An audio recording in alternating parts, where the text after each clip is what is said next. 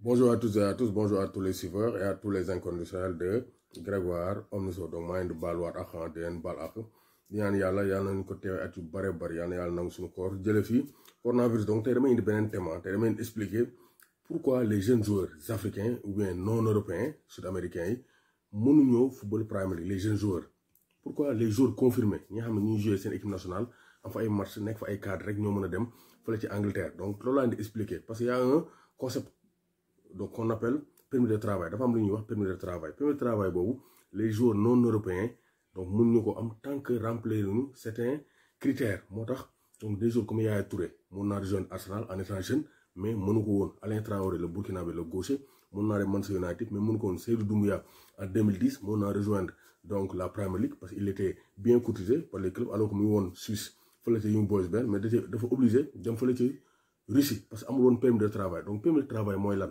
Donc c'est un papier délivré par l'agence de l'immigration. Agence d'immigration fële ci Angleterre moo koy délivré. Et nan nga def ba am ko? Il faut que joueur bi en question pour nga football Angleterre bu amul passeport européen nekkoo européen amoo double nationalité donc soit nga nekk 100% africain wala 100% sud-américain yow doo bokkul Union européenne amoo double nationalité amoo passeport européen doo mën a football championnat Angleterre. Pourquoi ñu def loolu? Déjà c'est pour protéger les jeunes joueurs. Bu ngeen seetloo France am na ay plusieurs jeunes africains des sud-américains, Pays-Bas, Belgique. Donc foofu bëri na ay xale des jeunes joueurs venant de l'étranger. Mais jeunes joueurs yi doo leen gis fële ca Angleterre. moo tax ay Moussa Ndiaye, John Lopy suñu jeunes joueurs yëpp ils sont talentueux mais pour l'instant mënaguñoo dem ci équipe Premier League. Pourquoi? Il faut que nga jouer. Premier critère, il faut jouer 75% des matchs de ton équipe nationale. C'est-à-dire sa équipe nationale A sa dëkk il faut nga jouer 75% des matchs. te ku jouer 75% des matchs officiels kooku cadre la ci équipe nationale am. te rax si dolli foog sa équipe nationale bokk si 70 meilleures équipes classement FIFA. donc boo nekkee club yu donc équipe nationale yi xam ne du dëkk football classé ay centième au niveau de la FIFA doo bokk. donc foog sa dëkk sa équipe nationale sa nation sa pays bokk 70 meilleures nations selon le classement FIFA. donc moo tax c'est un peu compliqué.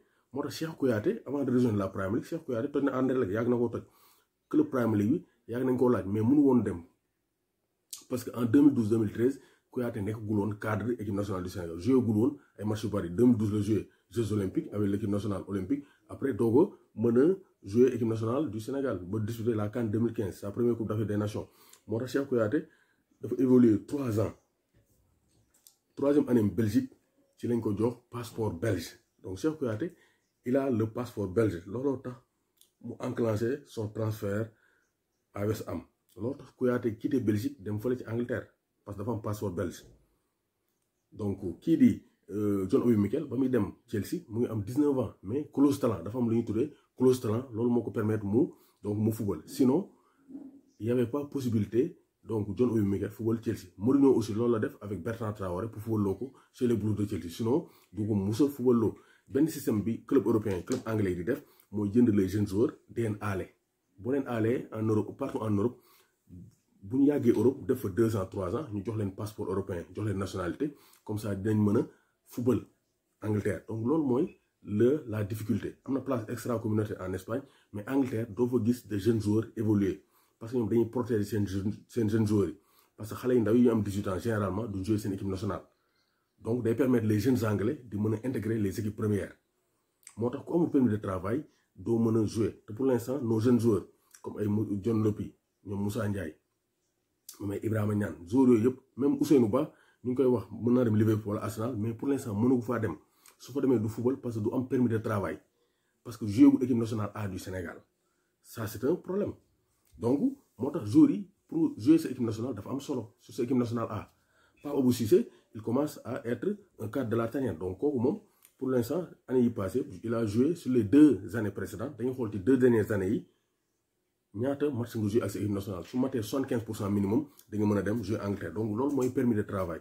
moo tax joueurs africains yu bari les jeunes joueurs duñ mën a signer très tôt en Angleterre parce que duñu am permis de travail parce que duñu jouer seen équipe nationale donc seen équipe nationale ba pare ñeneen duñu am passeport européen.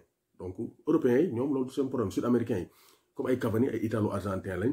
Lo Celso italo-argentin. Di Maria donc argentino-espagnol. donc ñooñu mën nañoo football fu leen neex parce que am nañ passeport européen mais africains yi généralement du am passeport européen par exemple les binationaux français comme ay Lys Mousset Mendy jouent l'équipe nationale France jouent l'équipe nationale Sénégal mais ils jouent en Angleterre Mbaye Niang aussi jouent en Angleterre parce que ils ont la double nationalité ils ont un passeport européen mais joueurs yi nga xam ne ils sont 100% sénégalais ou bien africains ou bien sud-américains du fa mën a football tant que amuñu permis de travail te loolu la koy may ngay nekk cadre équipe nationale jouer fa 75% des matchs Sadio Mané bu ko neexee dem jouer Real Madrid boo amul place extra communautaire wala Sadio Mané li tax mu dem Angleterre il a été un cadre de la tanière moo tax ba muy dem Angleterre mu yomb parce que am na permis de travail bi day yomb ci moom donc c'est ça le permis de travail moo tax les jeunes joueurs là suñu jeunes joueurs sénégalais yi mënaguñoo dem Angleterre parce que il faut ñu am permis de travail sinon ñu am double nationalité doomu Gaynde Njaay warul tiit warul ragal